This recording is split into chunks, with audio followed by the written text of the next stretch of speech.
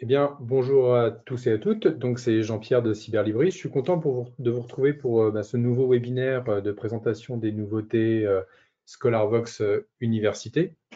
Ça va être la séance aujourd'hui qui va être consacrée à l'économie-gestion, mais aussi au fond emploi métier formation et depuis peu sciences politiques également.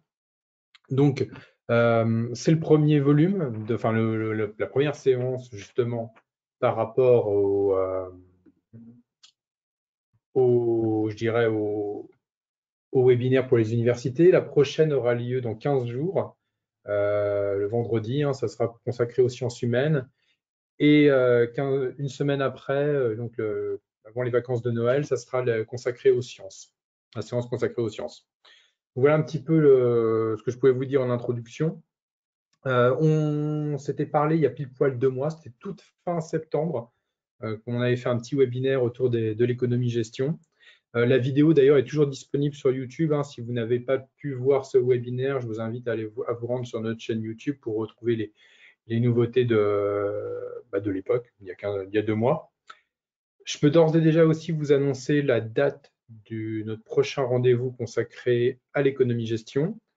Ça sera le vendredi 2 février, toujours à 11 h. Donc ça ne change pas. C'est toujours un vendredi matin.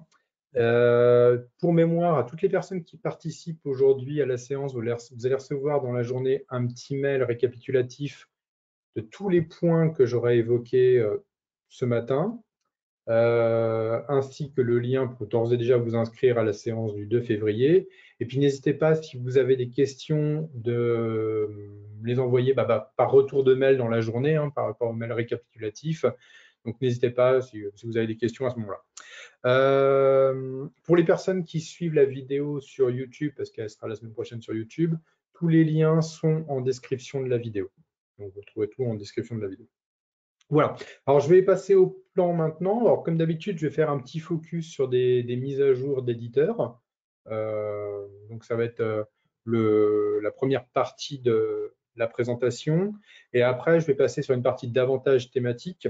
Donc il y aura une partie comme d'habitude consacrée à l'économie, à la gestion finance, au management et ressources humaines, marketing communication, stratégie d'entreprise, emploi métier formation et une petite sélection également en sciences politiques. Voilà un petit peu ce que je peux vous dire au niveau du plan. Donc, je vais couper ma caméra maintenant dans un souci de bande passante, et puis on va pouvoir passer sur la présentation.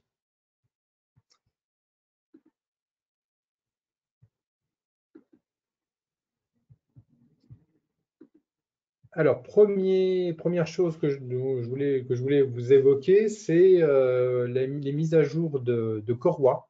Donc, on les avait pas reçues au moment du précédent webinaire. On les a reçues entre-temps. Donc, il y a toutes les mises à jour là concernant les fiches de cours et les énoncés pour les DCG. Donc, toutes les nouveautés, DCG de 1, 2 et 4.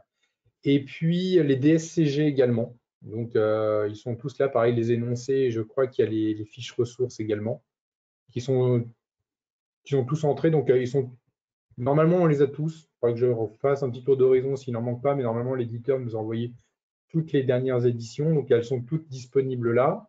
Donc, vous voyez, il y a plus de 23 titres, donc c'est énorme. Donc, je vous enverrai le lien dans la matinée. Vous recevrez le lien pour avoir toute cette mise à jour de titres, de tous les Corois qui sont rentrés au catalogue.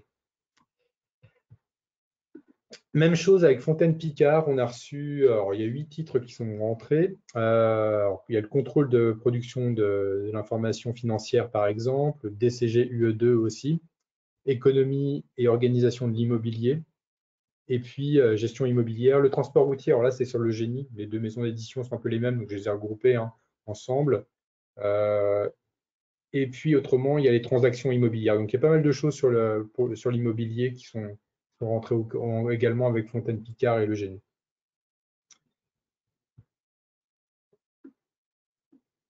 Autre point aussi, alors là, ça concerne la collection emploi, métier et formation. Vous savez, les méthodes de langue, je les incorpore aussi dans ce groupe-là. Donc, il y a pas mal de ressources des éditions Ellipse qui ont été mises en ligne. pour travailler son anglais, son allemand, son japonais, son coréen. Donc, il y a toutes ces choses que vous allez retrouver dans cette petite sélection. Donc, c'est les dernières mises à jour présentes dedans également, avec une collection que je ne connaissais pas, qui s'appelle Bulle chez Ellipse. Vous voyez, vous avez Vocabule en allemand, Grammabule également. Je crois qu'il y en a un en anglais, il est là, Vocabule pour l'anglais. Donc, ça, cette collection-là, je ne la connaissais pas. En tout cas, vous avez tous les autres titres qui sont disponibles. Même chose, hein, vous aurez le lien pour les personnes qui accèdent à la collection Emploi Métier Formation. Vous retrouverez tous ces ouvrages-là. Alors, je vais passer maintenant sur la partie thématique. Je vais commencer par une petite sélection d'économie. Donc, j'ai sélectionné 6 titres en économie, puis je vais faire un petit focus sur 2 d'entre eux, hein, comme d'habitude. Et on va commencer par un titre de chez Ellipse qui s'appelle Microéconomie, exercice corrigé et commenté pour les L3 et les masters. Alors, il y a Franck Bien et puis Thomas Lancy qui ont travaillé dessus. Alors, tous les deux, alors, Franck Bien, il est maître de conférence en sciences économiques à l'Université Dauphine. Et Thomas Lancy, lui, il est maître de conférence également en sciences économiques à l'Université de Lorraine. C'est un manuel qui va être découpé en 10 chapitres, hein, évidemment, avec des exercices plus les corrigés, avec pas mal de commentaires aussi, sur à la fois les droits budgétaires, les valorisations, l'équilibre général et la consommation, l'équilibre général et la production. Et tous ces points-là sont à la fois vus via le prisme du temps et du risque également. Donc, c'est un bon manuel avec plein d'exercices en microéconomie. Je pense que les étudiants vont s'éclater avec ça. Autre titre que j'ai retenu, alors si on parle de micro, on va parler de macro, et puis on va passer chez Duno avec Macroéconomie de Eric Baird dans la collection EcoSup. Alors, nouveau petit design là, vous voyez pour la collection EcoSup. Donc c'est un manuel donc, de la collection EcoSup qui est basé en 4 parties avec une série d'exercices dedans. Dedans, on va retrouver l'approche macroéconomique et la représentation simplifiée du circuit économique, le système de comptabilité nationale, les grades de la fonction économique, et puis enfin une introduction à l'analyse macroéconomique des déséquilibres. Là, ce qu'on va retrouver dans ce manuel également. Donc, on était sur la partie économie. Alors, évidemment, vous retrouverez tous les autres titres hein, que j'ai retenus dans le lien que je vous enverrai, mais vous pouvez retenir microéconomie chez Ellipse et macroéconomie chez Duno. Je vais passer à la gestion finance maintenant. Pareil, j'ai retenu 6 titres qui sont ici et m'attarder sur 2 d'entre eux. Et le premier sur lequel je vais m'attarder, il est là, c'est les fiches d'introduction en bourse publiées chez Ellipse de Paul-Jacques Lehmann et de Alfonso Lopez de Castro. Alors, Paul-Jacques Lehmann, il est économiste et professeur à l'université de Rouen. Et Alfonso Lopez de Castro, c'est le président de la Financia Business School. L'ouvrage est découpé en 16 fiches qui permettent de comprendre les mécanismes de la bourse, qu'est-ce que la bourse, les différents titres boursiers, la formation des cours boursiers, les contraintes légales et réglementaires des marchés boursiers et les notions de risque. Voilà ce qu'on va retrouver dans cet ouvrage, donc un ouvrage ultra complet, encore une fois sous forme de fiches, pour comprendre ce qu'est la bourse et ses mécanismes.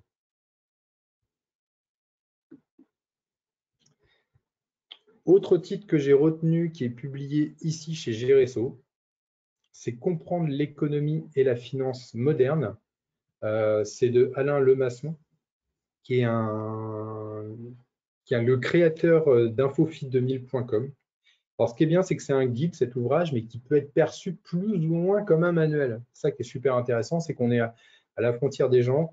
Et dans cet ouvrage, on va retrouver les notions de base des marchés interbancaires, des titres, des bilans, les corrections, comment elles s'opèrent entre les marchés et l'économie dite réelle, qu'est-ce que la notion à court terme, les risques bancaires, qu'est-ce que c'est, la nationalisation des banques, donc il pose la question, l'auteur, sur la nationalisation des banques, qu'est-ce qu'une politique d'austérité en économie et en finance, la France par rapport à l'euro, qu'est-ce que la crise des subprimes, les différents métiers des banques, qu'est-ce qu'un fonds d'investissement et qu'est-ce que le cash flow. Voilà ce qu'on va retrouver voilà les points qu'on va retrouver dans cet ouvrage.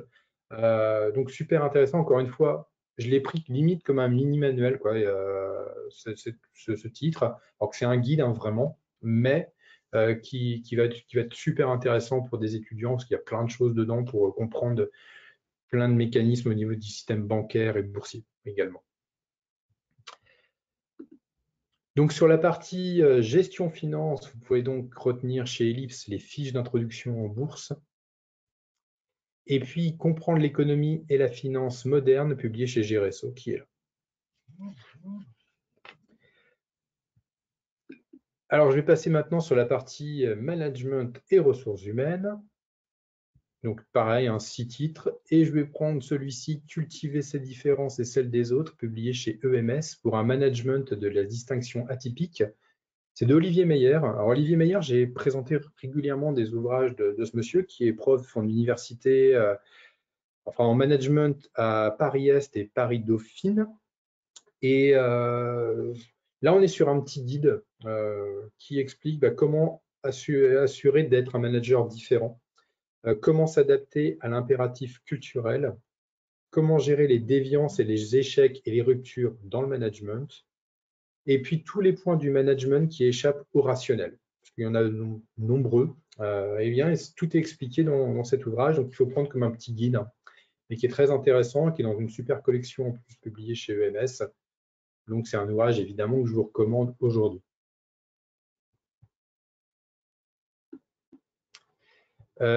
Autre titre que j'ai retenu pour la partie management RH, qui va concerner davantage par la partie RH, c'est le contrat de travail en pratique de François Taquet. Alors, François Taquet est professeur, il est avocat tout d'abord et professeur de sciences sociales à Schema. Et dans cet ouvrage, c'est une réédition, c'est la deuxième édition pour ce titre chez Géresso. L'auteur revient sur qu'est-ce qu'un contrat de travail, quelles sont les clauses qu'on retrouve dans un CDI, comment se définit un contrat à temps partiel, comment rompre un CDD. Et puis, c'est un ouvrage qui va donc être à destination à la fois des étudiants en RH pour comprendre toutes les clés des différentes formes de contrats de travail qui peuvent exister et leurs applications. Voilà ce qu'on va retrouver dans ce titre, donc un ouvrage que je vous recommande également pour comprendre comment fonctionne le contrat de travail.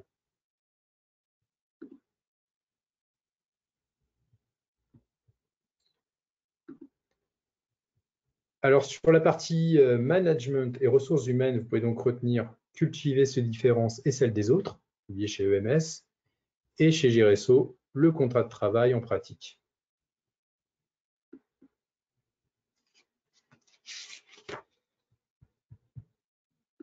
Je vais passer au marketing et à la communication et reprendre un autre titre de chez EMS, c'est le premier qui est là. Dirigeants, le marketing mobile s'impose, êtes-vous prêts? Les enjeux pour les dirigeants managers de TPE et PME.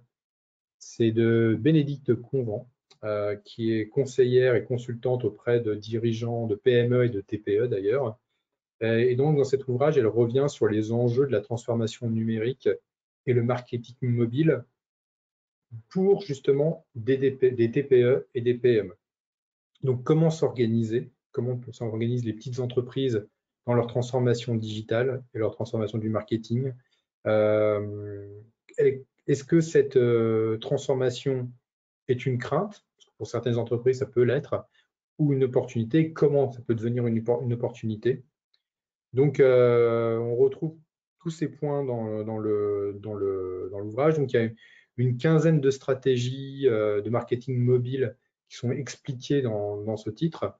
Donc, on retrouve de l'inbound marketing et puis tout ce qui concerne le développement d'un tableau de bord également. Voilà ce qu'on va retrouver dans cet ouvrage. Ensuite, je vais récupérer les études de marché qui est là, dans la collection Les Topos chez Duno. C'est un ouvrage de Daniel Coumont, qui est professeur émérite à l'ICN Business School de Marketing. Christophe Rétoré, pardon, qui est aussi en professeur de marketing à l'ICN, ils sont tous les deux professeurs de marketing à l'ICN.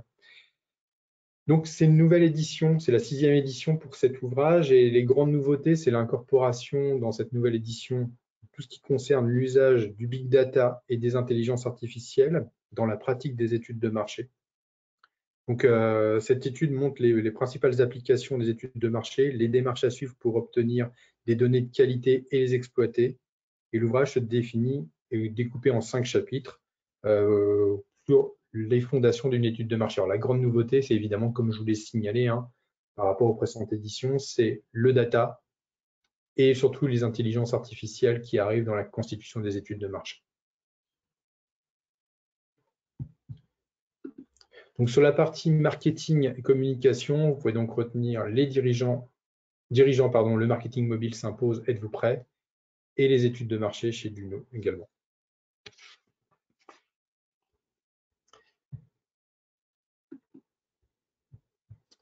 J'ai retenu aussi quelques ouvrages en stratégie d'entreprise, et toujours 6, et je vais m'attarder sur 2 d'entre eux. Et le premier sur lequel je vais m'attarder, c'est le kit de chef de projet, publié chez Erol.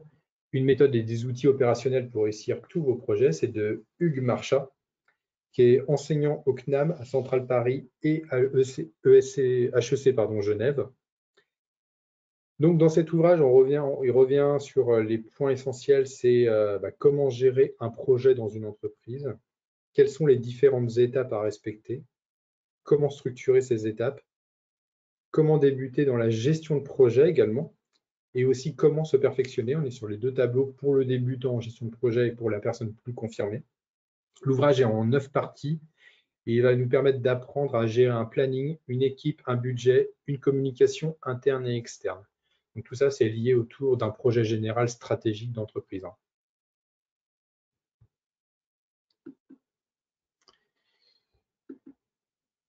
Autre titre que j'ai retenu, c'est Réinventer votre business model.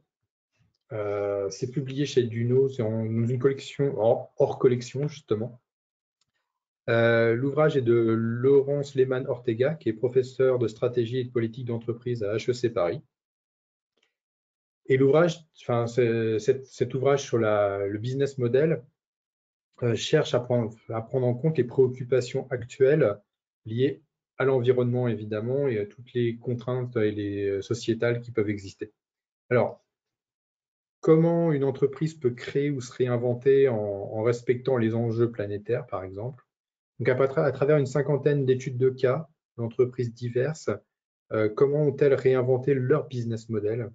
Donc, on trouve des entreprises comme Decathlon, le Slip Français ou Hermès qui ont redéveloppé leur business model en tenant compte donc des enjeux sociétals et écologiques.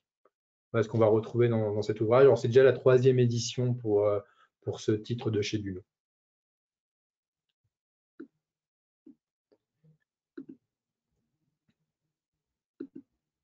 Donc, sur la partie stratégie d'entreprise, vous pouvez donc retenir le kit du chef de projet et puis réinventer votre business model.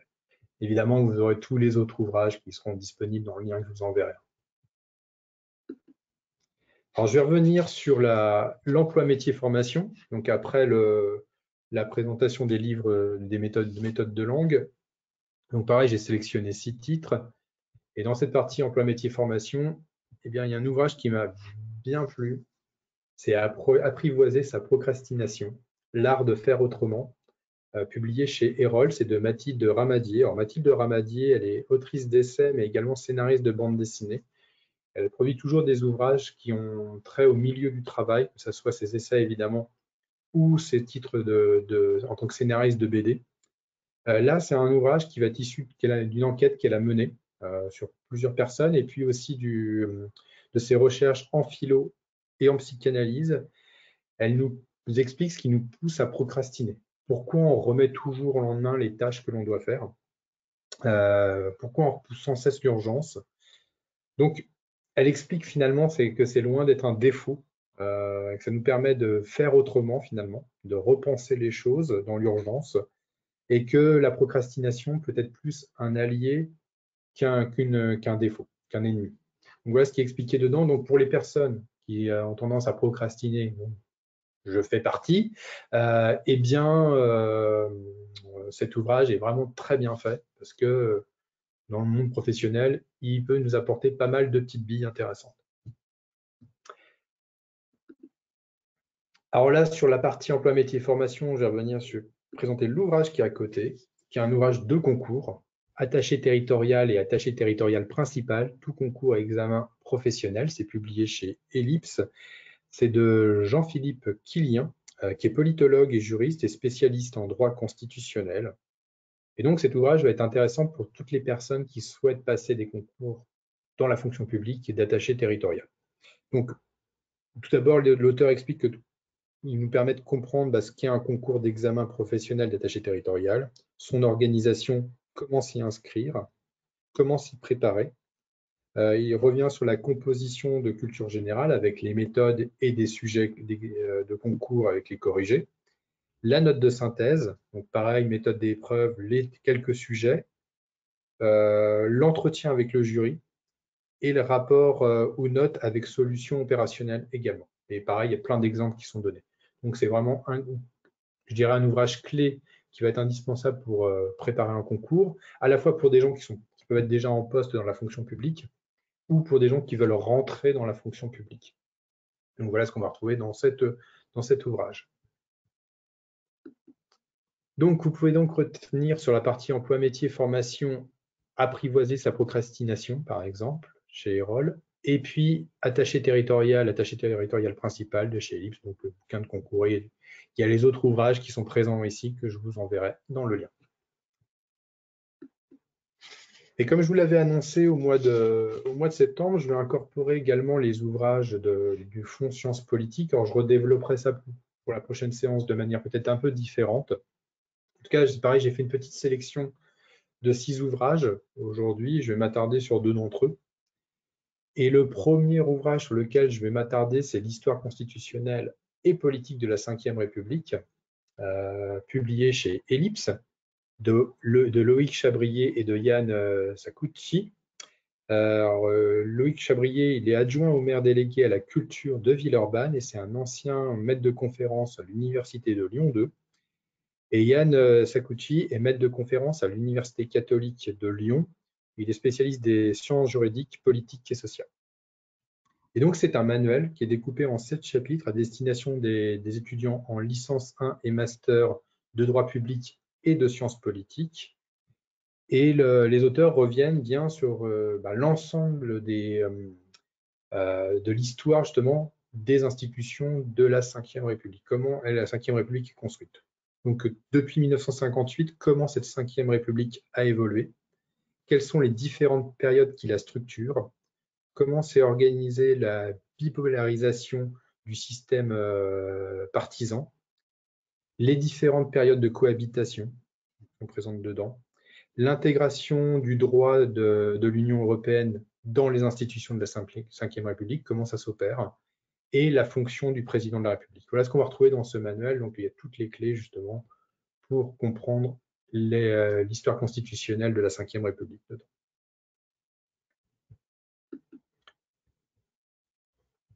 Autre ouvrage sur lequel j'ai voulu m'arrêter, il est là. Il est publié à la Documentation française dans la collection Découverte de la vie publique, s'appelle tout simplement La justice, organisation, institution, fonctionnement. C'est de Nicolas Braconnet, qui est magistrat. Et de façon pédagogique, l'auteur signe un ouvrage qui nous explique le fonctionnement des institutions, de l'institution judiciaire et son fonctionnement. Donc, il commence par définir ce qu'est la justice, son histoire et ses symboles, le fonctionnement de la justice avec les tribunaux, la justice civile, pénale, administrative, qui sont les gens de justice, comme les magistrats, les juges, les auxiliaires de justice. Et enfin, il y a un chapitre qui va être consacré à la justice internationale avec le droit européen et les juridictions internationales. Voilà ce qu'on va retrouver dans cet ouvrage qui est très bien fait, très bien expliqué. Enfin, tout est bien détaillé dedans. Donc, c'est un ouvrage que je vous recommande vivement. Donc, sur la partie sciences politiques, vous pouvez donc retenir l'histoire constitutionnelle et politique de la Ve République et enfin la justice à la Documentation française. Voilà, il y avait beaucoup de choses pour aujourd'hui. Il y avait de la matière à vous évoquer ce matin. J'espère que ça vous a plu, que vous avez pu repérer des ouvrages qui vous ont intéressé, qui intéresseront les étudiants. Je vais vous envoyer effectivement la récap dans la journée avec tous les points que j'ai évoqués ce matin. Pour mémoire, le 2 février, ça sera la prochaine séance ScholarVox, des nouveautés ScholarVox Université consacrée à l'économie-gestion. Dans 15 jours, une séance consacrée au SHS et donc dans 3 semaines, celle aux sciences. Pensez à retrouver les vidéos sur YouTube. Quand vous ne pouvez pas participer à un webinaire, vous les retrouvez sur YouTube. De toute façon, je vous enverrai le lien YouTube également dans le petit mail récap et puis le lien pour vous inscrire à la séance prochaine. En attendant, je vous souhaite une bonne fin d'année. Je vous dis à très bientôt et puis je vous souhaite aussi de belles lectures sur ScholarVox. Et puis n'hésitez pas par retour de mail à revenir vers moi si vous avez des questions sur le catalogue. À très bientôt. Au revoir et bonne journée.